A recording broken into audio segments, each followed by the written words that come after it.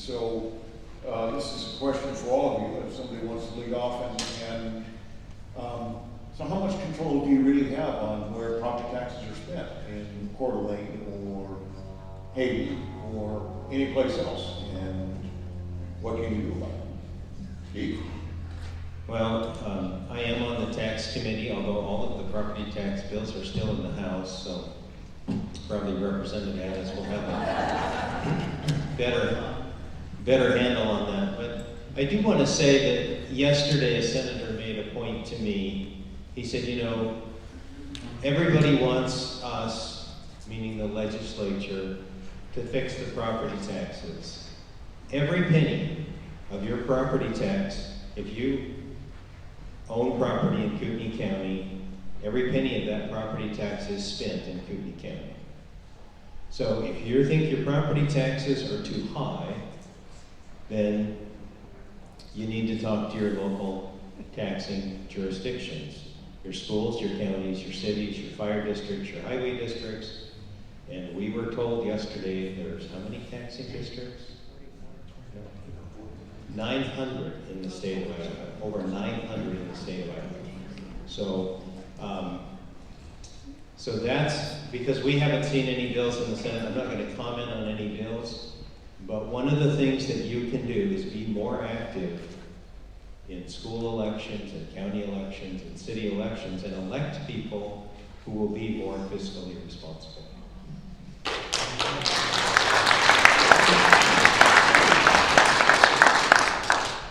You know, there's not much that I can add to that. That was said wonderfully. But what I will tell you is what I think all of us up here are seeing, and I know those of us on the Revenue Tax Committee in the House, is on the subject of property taxes.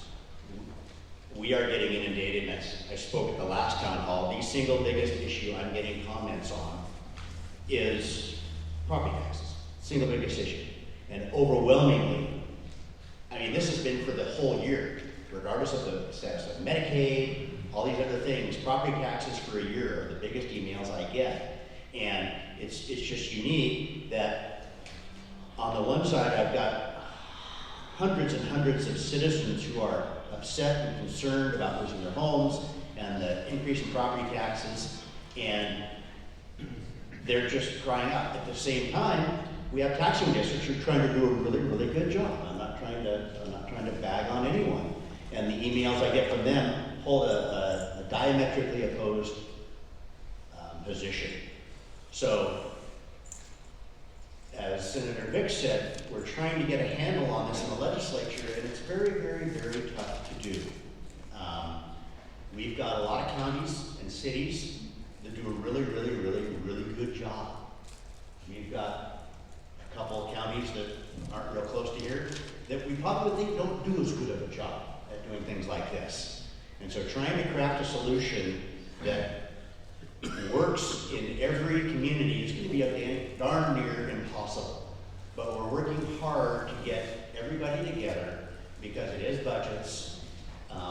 What's budgets? It's how we assess property that we have issues with.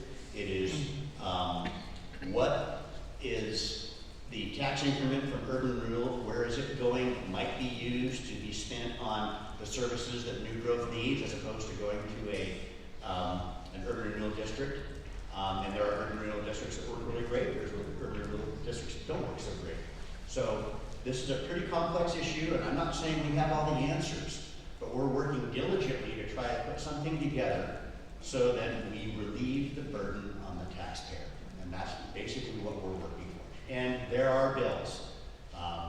There's a freeze bill. There's a cap bill.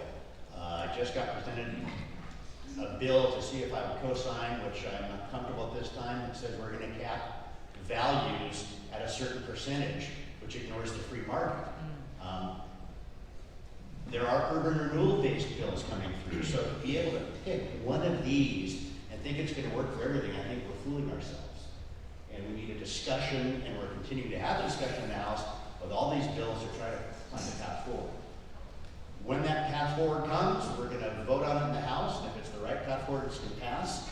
And then we're going to pass the buck to our friends in the Senate and see how that works there. It's the single biggest issue that I'm concerned with. And it's a real tough question, and we're all working really hard to try to reduce your taxes. That's all I can tell you. I think what we need to sit back and look at here, take a little different approach on this, is about process. Now, the majority leader in the House introduced a couple of tax bills, a freeze, and we're getting, believe me, we're getting email, we're hearing from all kinds of people, primarily cities and counties that are worried about this. And a lot of times things are introduced to start a conversation. Property taxes is a really big deal to all of us. As I'm a retirement age and stuff, you wonder if you're going to be able to hold on your property as your taxes continue to go up. You're going to be taxed off your place. That's not right in America. But some of these bills are introduced that everyone knows are not going to go anywhere. They're not going to go completely through the process, but they actually start the conversation. And we need to have this conversation because property taxes is a really big deal, and everybody's really worried about it. But they also want the services that are provided from property taxes. So this is a discussion we're all going to have. I actually have a solution, which is kind of outside the box. But if you bought a 1,000-acre farm, and then you started farming, so, oh, by the way, I forgot to tell you, you can't, 62% or 620 acres of your farm, you can't farm. But try to make it on the other remainder of your farm. You would not be able to make it. In Idaho, 62% of our land mass is claimed owned by the federal government. If Idaho were able to access the land, either by control or even outright ownership, we wouldn't have the tax problems that we have because we are an unbelievably wealthy state. We're watching our timber burn up because the Forest Service not actively logging anymore. Their actual charter, when they were first formed, was to create a steady stream, that was about the 1850s, a steady stream of lumber for the growing country and protect the watersheds. How are they doing? Not well. Basically now we're watching our resources burn. Mining, I've said this before at different events, but mining is huge. There's the mineral wealth in this state is staggering. It's actually, I believe, in the trillions of dollars. It really is. It's stunning how much there is. But it's primarily off limits. There's a mining company down by Cascade that's been working for 20 years to try to permit a mine. It's a mess. They got 5 million ounces known gold reserve. You realize how much money that would mean for the state and how much we could do with that money if that was actively mined? And currently it's a mess. So they would actually clean it up. It's also a fundraiser for various groups that try to point to that and say this is what mining does. And it was done back in the 20s and 30s, and it was a mess. We live up here in Northern Idaho. We've seen what happened in Murray with the dredging and various things. So it's a disaster. And so we've learned. I grew up in Kellogg. We used to call the South Fork Coeur d'Alene River Lead Creek, and it was. And it ran into Coeur d'Alene Lake. What a disaster. But we've learned and we've cleaned up our act, and we can do things cleanly. We can harvest minerals, we can harvest timber, we can, these are crops, except for the mineral thing, but the forest thing is a crop. It's no different than that wheat field.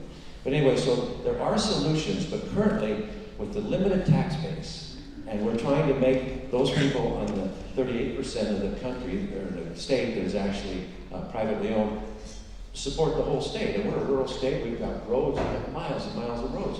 There's not enough money in the county budgets to grade all of those, let alone fix all of those. So there are solutions, but there is a movement against this. But I actually believe that this would be a major step forward. If we were going to relieve the property tax burden, we need to start utilizing some of this land that we have and using it wisely. Here, here.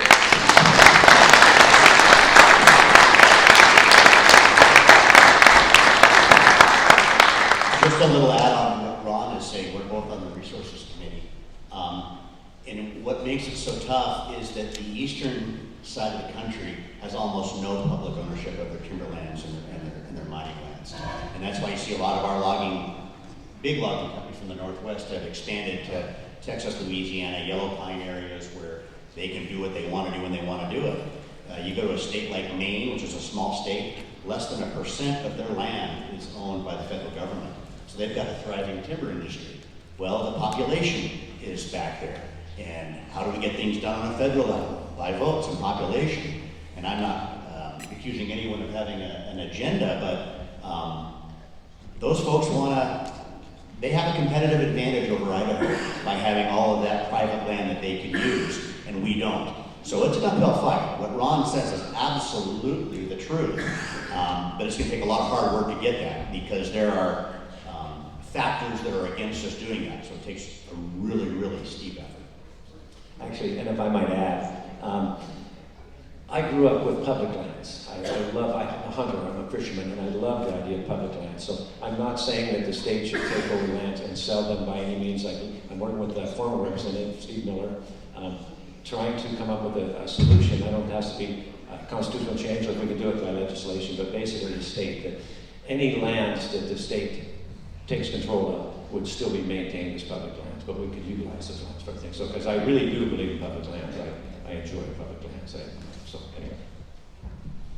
While we're on the topic of taxes, I just want to hand it to all the House representatives here for trying to get legislation regarding taxes over to the Senate side. And last town hall I talked about grocery tax. I told you all that I was working on a grocery tax bill. It has to start in the House with Representative Giddings, Priscilla Giddings from District 7. And there were a couple other bills similar to grocery tax, different forms and stuff, but ours was just a straight repeal. We tried to keep it simple. She got it introduced, and that's the last we heard of it. I think it might have gone to a place where happiness goes to die. But a lot of that stuff happens where they're trying to get the bills through to us. Another one is a veterans bill. We got 1,091 veterans that need some help. That wasn't, in 2018, a bill was passed to help veterans with 100% disability. There was a portion that was left out. And Representative Giddings also introduced that. I was going to co-sponsor it in the Senate, and it's still pending. But they're trying their best to get the stuff passed for us. So anyway, that's it.